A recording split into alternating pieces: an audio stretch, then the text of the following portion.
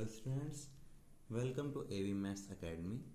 चलिए हम स्टार्ट करते हैं अपना chapter number 2 exponents and power का इंट्रोडक्शन ऑफ एक्सरसाइज 2.2। अब एक्सरसाइज 2.2 के इंट्रोडक्शन में हम पढ़ने वाले हैं लॉज ऑफ एक्सपोनेंट्स।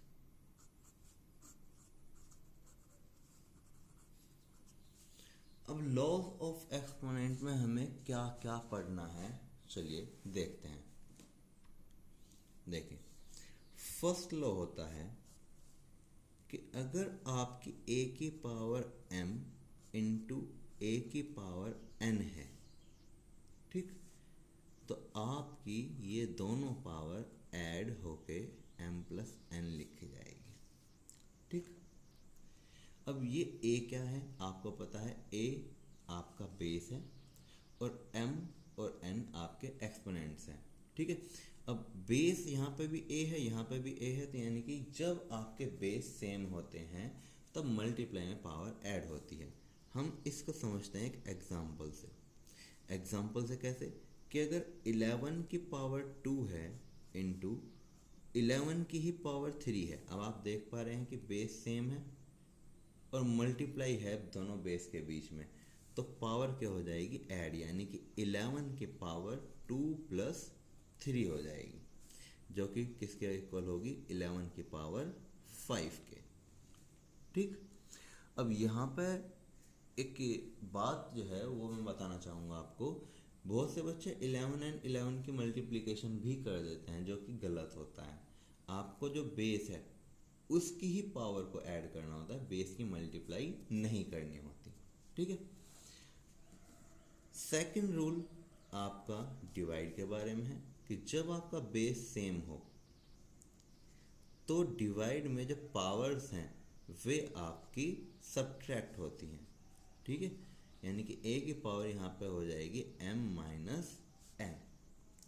एग्जाम्पल के तौर पे हम एक डीट लेते हैं 7 की power 8 divided by 7 raise to the power 5। अब जैसे कि आप देख पा रहे हैं बेस यहाँ पर सेम है। जब बेस सेम है तो इसका मतलब हमें 8 में से सब्ट्रैक्ट करना होगा 5 को, तो 7 की पावर 3 ये आपका होगा आंसर। चलिए अब हम देखते हैं अपना थर्ड लॉ। थर्ड लॉ आपसे कहता है फॉर पावर ऑफ पावर्स, आपकी जो पावर्स हैं वे मल्टीप्लाई हो जाती हैं। यानी कि अगर आपके बेस के पास कुछ पावर है एंड इसकी भी कुछ पावर है, देन आपकी इन दोनों पावर्स की हो जाएगी मल्टीप्लाई। चलिए सीखते हैं कैसे। इफ यू हैव 2 की पावर 4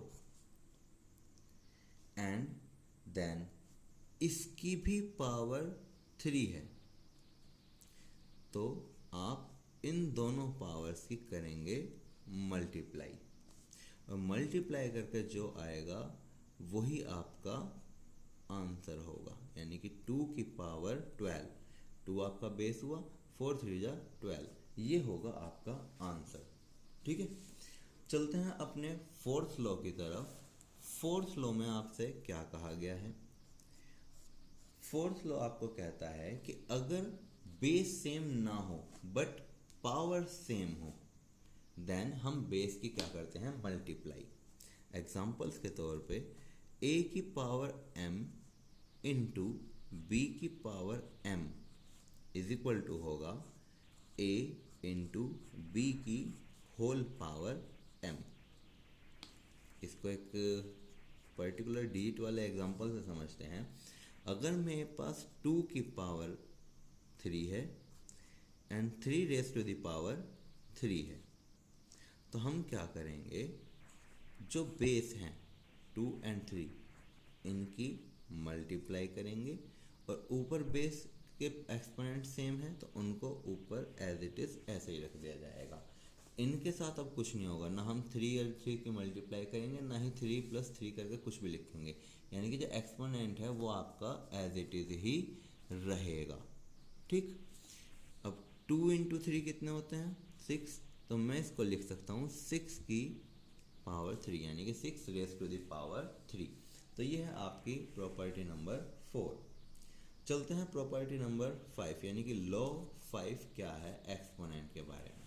ठीक है, लॉ 5 आपसे कहता है अगर आपके पास एक नंबर रेशनल फॉर्म में है जिसमें न्यूमरेटर के पास भी पावर m है और डेनोमिनेटर के पास भी पावर m है, देन आप उसको लिख सकते हैं a अपॉन b की होल पावर m।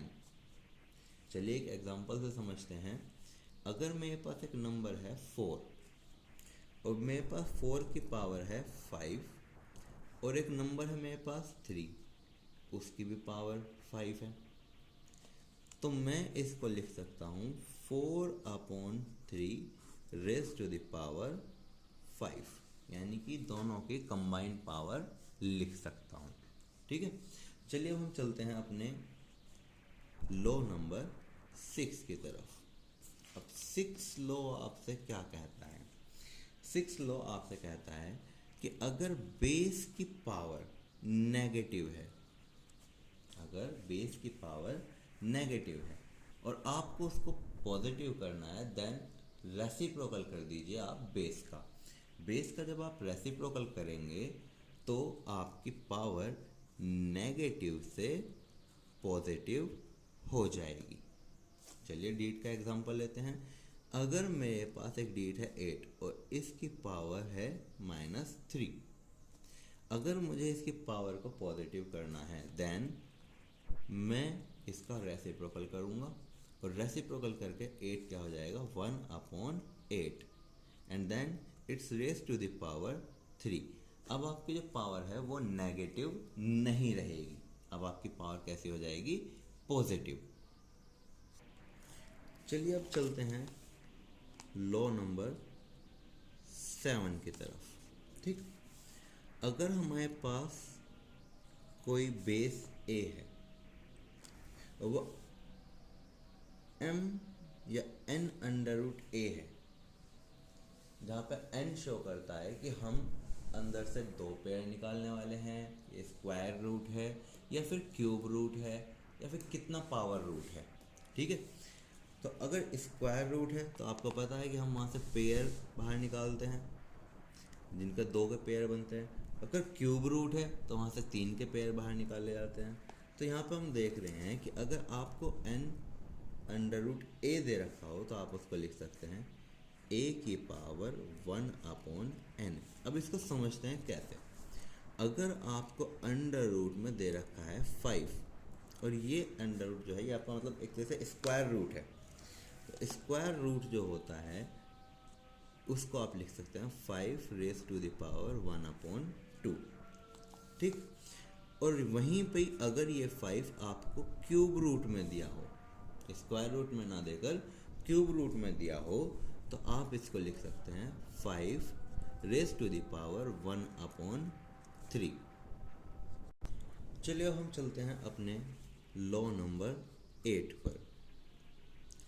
अब लॉ नंबर 8 क्या कहता है? अगर आपके पास कोई भी डीट है एंड उसकी पावर 0 है देन उसकी वैल्यू हमेशा 1 होगी। एग्जाम्पल के तौर पे मैं अगर 5 की पावर 0 करूं तो इसकी वैल्यू होगी 1। अगर मैं 7/2 की पावर 0 रखूं तो इसकी वैल्यू होगी 1। ठीक है, तो ये आपके कुछ लॉज थे जिनके बेसिस पे आप अपनी एक्सरसाइज 2.2 में क्वेश्चंस को देखेंगे। ठीक है, for more such videos please subscribe the channel and like and share the video.